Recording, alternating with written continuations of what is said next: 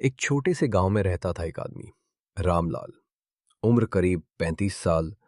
चेहरे पर थकान, लेकिन आंखों में एक सपना।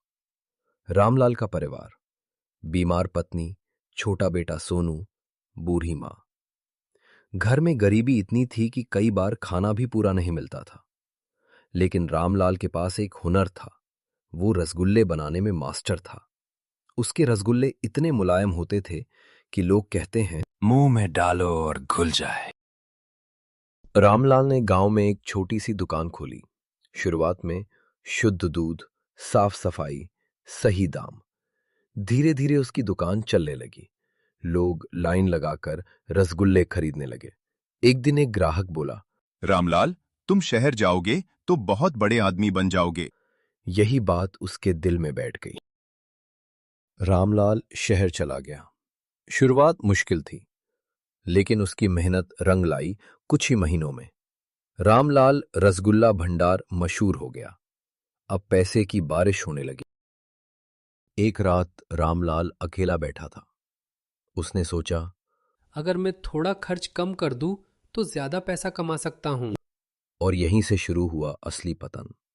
धीरे धीरे उसने दूध में पानी मिलाना शुरू किया। सस्ती चीनी इस्तेमाल की, बासी रसगुल्ले भी बेचने लगा।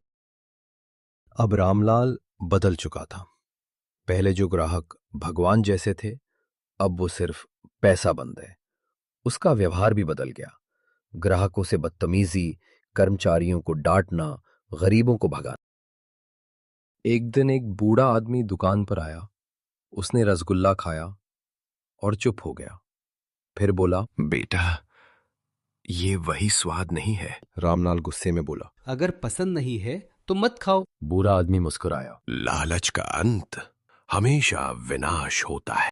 ग्राहक कम होने लगे। दुकान खाली रहने लगी। लोग शिकायत करने लगे। सोशल मीडिया पर भी खराब रिव्यूज आने लगे। एक दिन अचानक फूड इंस्पेक्टर आ गया। जांच हुई और सच्चाई सामने आ गई। मिलावट पकड़ी गई। दुकान सील, भारी जुर्माना। रामलाल की दुनिया हिल गई। अब पैसे खत्म, दुकान बंद, नाम बदनाम। घर में फिर से गरीबी आ गई। उसकी पत्नी बोली, हम गरीब थे लेकिन खुश थे। रामलाल रो पड़ा। रामलाल वापस गांव चला गया। उसने फिर से छोटी दुकान खोली। इस बार बिना मिलावट, पूरी ईमानदारी। धीरे धीरे लोग वापस आने लगे। एक दिन वही बूढ़ा आदमी फिर आया। उसने रसगुल्ला खाया और मुस्कुराकर बोला, अब तुम फिर से इंसान बन गए हो। रामलाल की आंखों में आंसू आ गए।